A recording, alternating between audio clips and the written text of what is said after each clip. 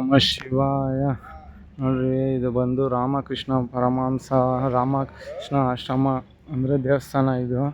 ಓಕೆನಾ, ನೋಡೋಣ ಬನ್ನಿ ಒಳಗಡೆ ಏನಿದೆ ಅಂತ.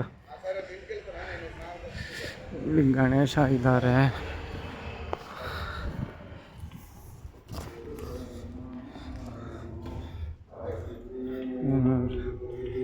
ರಾಮಕೃಷ್ಣ ಪರಮಹಂಸ, ವಿವೇಕಾನಂದರು, ಸರಸ್ವತಿ ದೇವಿ, ಶಾರದಾದೇವಿ, ಸರಸ್ವತಿ ಅಲ್ಲ, ಶಾರದಾದೇವಿ.